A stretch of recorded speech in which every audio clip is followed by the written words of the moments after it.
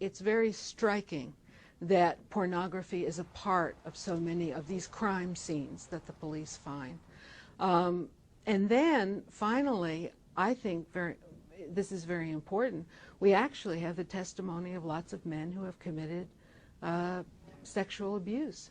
What had happened is I had been looking at pornography and thinking about pornography, and I was walking across the college campus, and I seen this lady pull up and park her car.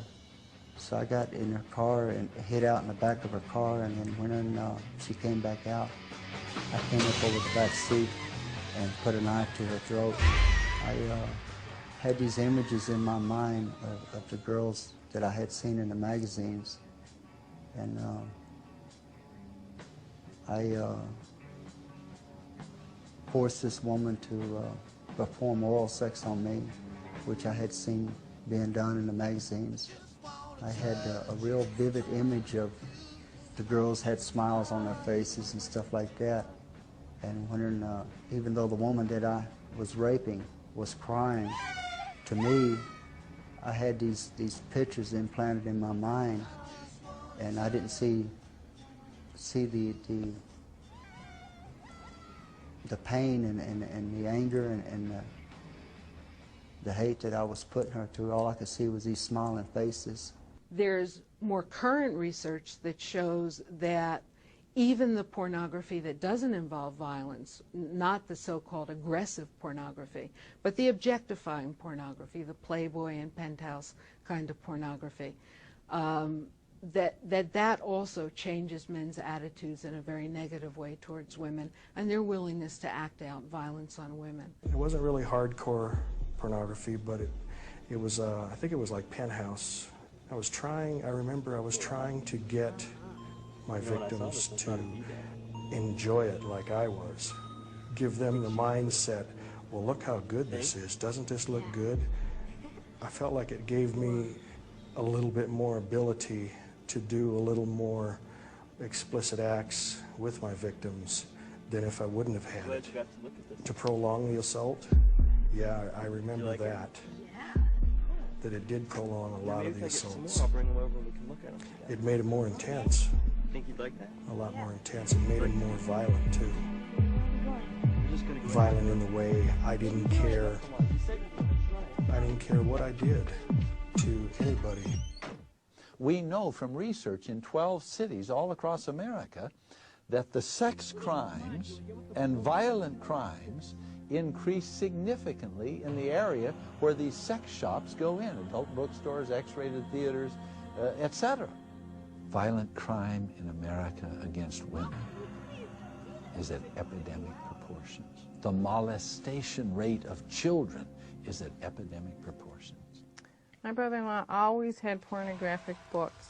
He always had the magazines. He would show both myself, my sister, these dirty books of men and women having sex. He was always at the adult bookstores. And I believe he was looking at these things every single day. It's like every female in our family wasn't safe around him. He was addicted to the pornography, and I think this is why he was so perpetual in his victimizing everybody.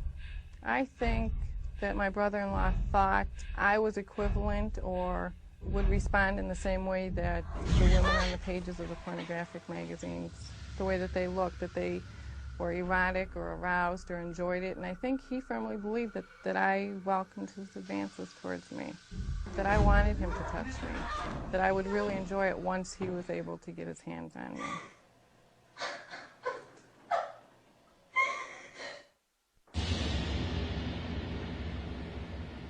It's clear that the most disturbing issue of pornography has to be its long-term effect on society.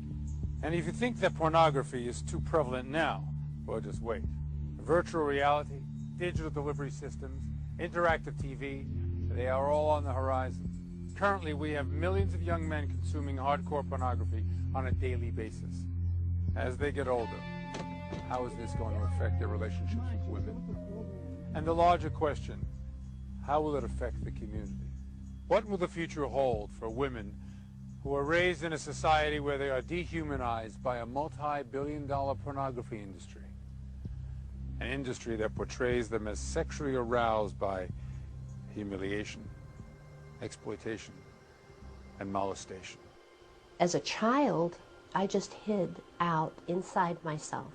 And what that meant was, in school, my entire grade school experience was about trying not to be seen. I remember being on the playground, for example, and watching other children playing, but I couldn't really play. Just couldn't play.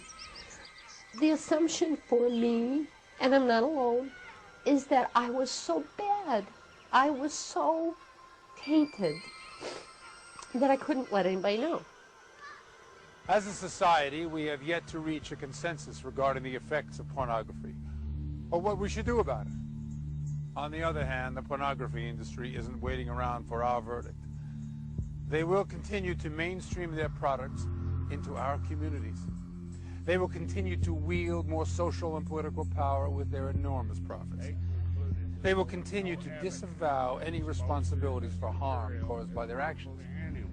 And they will continue to profit from the dehumanization of women and children.